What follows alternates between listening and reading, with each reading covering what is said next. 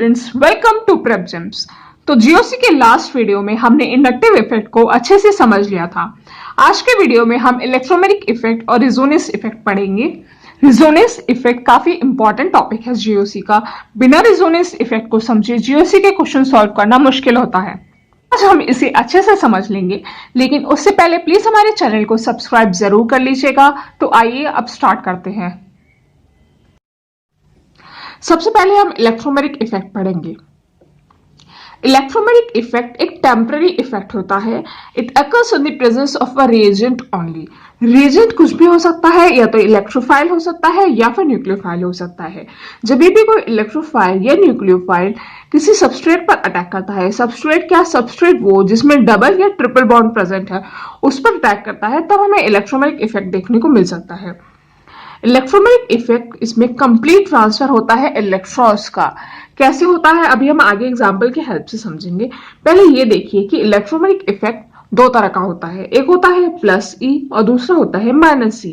Plus E effect में electrophile attack करता है। Electrophile means electron deficient species. और प्लस ई इफेक्ट में न्यूक्लियोफाइल अटैक करता है। Nucleophile is electron rich species. यहां देखिए, ये सबस्ट्रेट है, इस पर H प्लस अटैक कर रहा है। क्योंकि H प्लस इलेक्ट्रॉन डेफिशिएंट है, इसीलिए हम इसको इलेक्ट्रोफाइल बोलेंगे। ठीक है, इलेक्ट्रोफाइल को अटैक करना है तो इलेक्ट्रोफाइल कैसे अटैक करेगा। सबसे पहले तो ये देखिए कि ये जो पाई बॉन्ड है, इसमें इलेक्ट्रॉन्स का ट्रांसफर होगा। ये इलेक्ट्रॉन्स का ट्रांसफर ऐसे भी हो सकता है या फिर ऐसे भी हो सकता है। अगर ऐसे होता है तो हम इसको ए दे दे नाम, और ऐसे होता है तो बी नाम दे देते हैं। हम दोनों ही करके देख लेते हैं, फिर डिसाइड करते हैं कौन सा सही है और कौन सा गलत। अगर ए केस देखा जाए, ए केस मतलब ये, अगर इलेक्ट्रॉन्स का ट्रांसफर इस तरफ हो रहा है तो क्या सिचुएशन बनेगी। इधर देखिए CH2, इस पर आ जाएगा माइनस का चार्ज, ये इलेक्ट्रॉन्स इसकी तरफ मूव करेंगे। यहां पर आ जाएगा प्लस का चार्ज, और ये CH3। ये तब है जब ए केस है, मूवमेंट ऐसे हो रहा है। अगर इलेक्ट्रॉन्स का मूवमेंट ऐसे हो रहा होता तो क्या सिचुएशन बनती। यहां पर आता CH2, इस पर आता प्लस का चार्ज, सिंगल बॉन्ड CH, यहां पर आता माइनस का चार्ज, और ये CH3। ठीक है, अब ये देखिए, ये जो CH3 है ये लगाएगा प्लस आई इफेक्ट। ठीक है, इसके पास इलेक्ट्रॉन्स की कमी है और देने वाला भी कोई आ रहा है, तो ये स्पीशीज हो जाएगी स्टेबल। यहां पर देखिए, इसके पास पहले ये भी प्लस आई इफेक्ट लगा रहा है CH3। इसके पास, इस वाले कार्बन के पास पहले से ही नेगेटिव चार्ज है, इसके पास पहले से ही ज्यादा इलेक्ट्रॉन्स हैं, ऊपर से कोई और देने वाला भी आ गया, तो ये ऐसे में तो ये प्लस आई इफेक्ट इसको अनस्टेबल बना देगा। तो इलेक्ट्रॉन्स का मूवमेंट ऐसे नहीं होगा, इलेक्ट्रॉन्स का मूवमेंट ऐसे ही होगा। ओके, अब यहां पर आएगा ये H प्लस, ये H प्लस इलेक्ट्रोफाइल अब यहां पर अटैक करेगा। अब इसके ऊपर H प्लस अटैक करेगा। H प्लस कहां पर अटैक करेगा, नेगेटिव चार्ज वाली स्पीशीज की तरफ। यहां पर आ जाएगा H प्लस CH2, यहां पर आ गया H, यहां पर CH पॉजिटिव, और यहां पर CH3। तो ये क्या बन गया, ये बन गया 2 डिग्री कार्बोकेटाइन।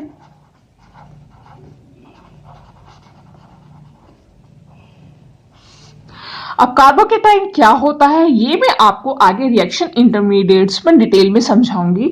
अभी के लिए सिर्फ इतना समझिए कि ये जो कार्बन है इसका ऑक्टेट कंप्लीट नहीं है, इसके पास 8 इलेक्ट्रॉन्स पूरे नहीं है, इसके पास इलेक्ट्रॉन्स की कमी है, इसलिए मैं इसको कार्बोकेटाइन बोल रही हूं।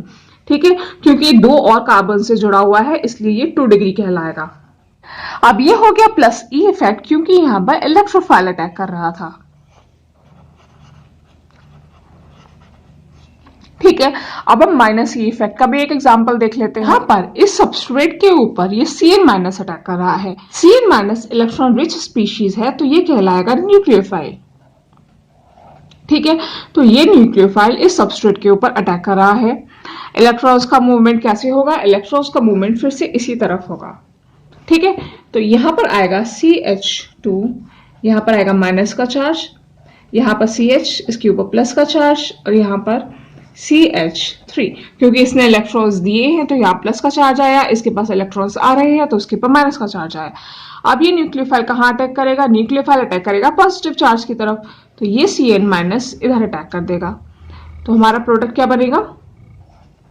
CH2, यहाँ पर माइनस, यहाँ पर CH, यहाँ पर आ गया Cn, साइनाइड आ गया, यहाँ पर CH3, तो ये क्या बन गया? ये बन गया कार्बेनाइन। कार्बेनाइन क्यों बोल रही हूं मैं इसको? क्योंकि इस कार्बन के पास एक्स्ट्रा इलेक्ट्रॉन्स प्रेजेंट है, इस पर नेगेटिव चार्ज है, इसलिए मैं इसे कार्बेनाइन बोल रही हूँ। कार्बेनाइन्स को हम डिटेल में पढ़ेंगे रिएक्शन इंटरमीडिएट्स के चैप्टर में। तो यहाँ पर हमारा इलेक्ट्रोमेरिक इफेक्ट खत्म हुआ। इलेक्ट्रोमेरिक इफेक्ट में इतना ही है समझने के लिए, ये इतना ज्यादा इंपॉर्टेंट नहीं है। सबसे ज्यादा इंपॉर्टेंट है वो है रेजोनेंस या मेसोमेरिक इफेक्ट। तो आइए अब उसे स्टार्ट करते हैं। मेसोमेरिक इफेक्ट, और इसी को बोलते हैं रेजोनेंस इफेक्ट।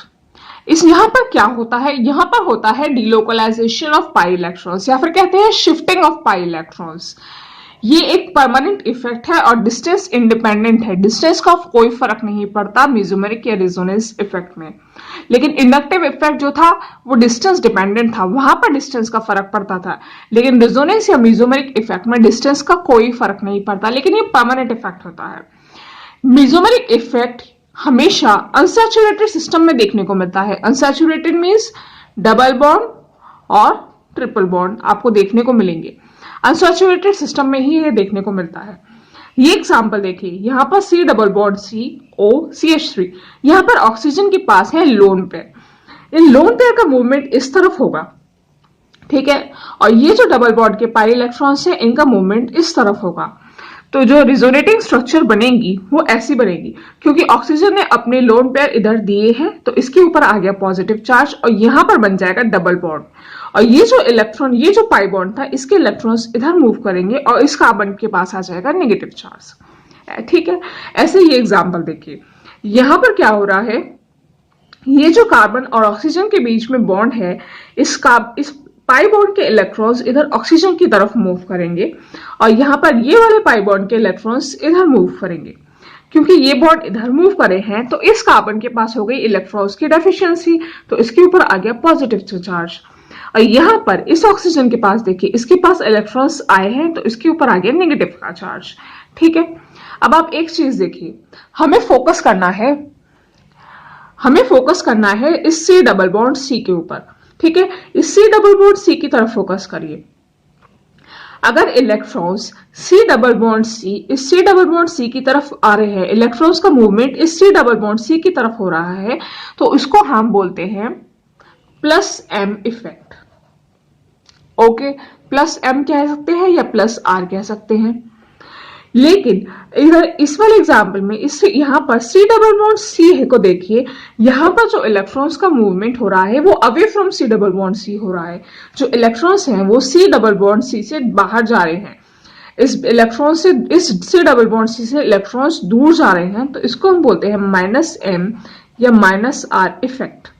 ओके, समझ में आ गया? आगे देखते हैं। यही नोट मैंने आपको अभी समझाया है। Focus on C double bond C, हमें C डबल बॉन्ड C की तरफ फोकस करना है। उस पर ऊपर कोई भी सब्स्टिट्यूएंट ग्रुप लगा होगा, जैसे OCH3 CHO एक्सेट्रा। अगर C डबल बॉन्ड C को इलेक्ट्रॉन्स मिल रहे हैं, अगर ये substituent C double bond C को इलेक्ट्रॉन्स दे रहा है, तो कहा जाएगा प्लस M इफेक्ट या प्लस R इफेक्ट। अगर कोई भी substituent C double bond C से इलेक्ट्रॉन्स ले रहा है, electron C double bond C से दूर जा रहे हैं, तो उसको हम बोलते हैं माइनस M या माइनस R इफेक्ट।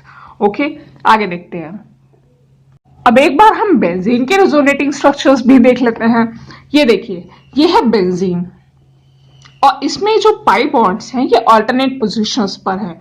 एक डबल बॉन्ड, फिर एक सिंगल बॉन्ड, फिर एक डबल बॉन्ड, फिर एक सिंगल बॉन्ड, फिर एक डबल बॉन्ड, फिर एक सिंगल बॉन्ड, मतलब अल्टरनेट डबल बॉन्ड्स हैं इसमें। ठीक है, अब देखिए, ये वाला जो पाई बॉन्ड है इसके इलेक्ट्रॉन्स को मैंने इधर मूव करा दिया।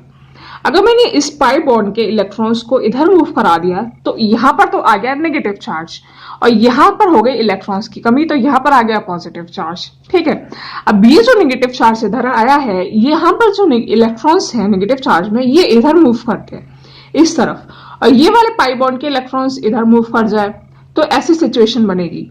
यहाँ पर तो आ जाएगा डबल बॉन्ड, और क्योंकि ये पाई इलेक्ट्रॉन्स इधर मूव किए हैं तो इधर आ जाएगा नेगेटिव चार्ज। ठीक है, समझ में आया।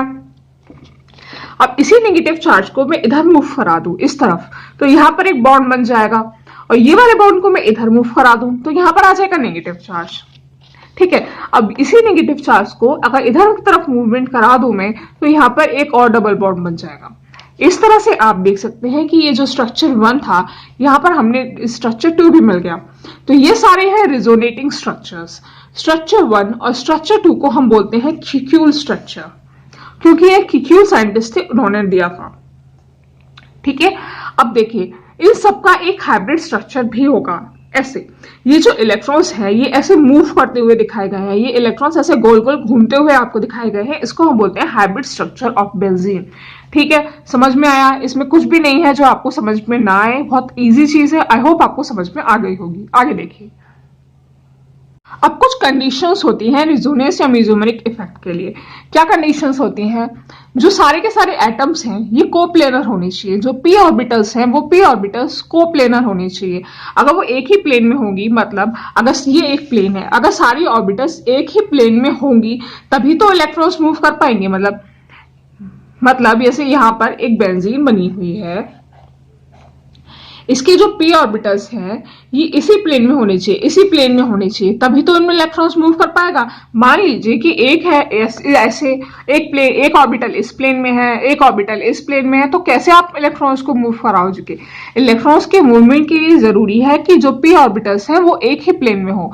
तो सबसे पहली सिचुएशन है कोप्लेनर होना चाहिए। दूसरी सिचुएशन ये है कि सारे के सारे एटम्स sp2 हाइब्रिडाइज्ड होने चाहिए। ये जरूरी सिचुएशन कंडीशन है। दूसरी कंडीशन ये है कि जितने भी रिजोनेटिंग स्ट्रक्चर्स बनते हैं ये लुईस ऑक्टेट रूल को फॉलो करना चाहिए। लुईस ऑक्टेट रूल मतलब आउटर मोस्ट शेल में 8 इलेक्ट्रॉन्स प्रेजेंट होने चाहिए। तो दो कंडीशंस हमने देख ली। पहली कंडीशन कोप्लेनर होना चाहिए और sp2 हाइब्रिडाइज्ड होना चाहिए। दूसरी कंडीशन हो गई कि ये रिजोनेटिंग स्ट्रक्चर्स जो होते हैं, जो स्टेबल रिजोनेटिंग स्ट्रक्चर होगा वो लुईस ऑक्टेट रूल को फॉलो करेगा। उसके बाद तीसरी सिचुएशन ये है कि जो पाई बॉन्ड्स है ये ऑल्टरनेट होने चाहिए। एक डबल बॉन्ड के बाद एक सिंगल बॉन्ड आया, फिर एक डबल बॉन्ड आया, फिर सिंगल बॉन्ड आया, फिर डबल बॉन्ड आया, फिर सिंगल बॉन्ड आया। तो यहाँ पर जो पाई बॉन्ड्स है ये ऑल्टरनेट है। ठीक है, दूसरी कंडीशन ये हो सकती है कि जो लोन पेयर और पाई बॉन्ड है ये ऑल्टरनेट पोजीशन हो।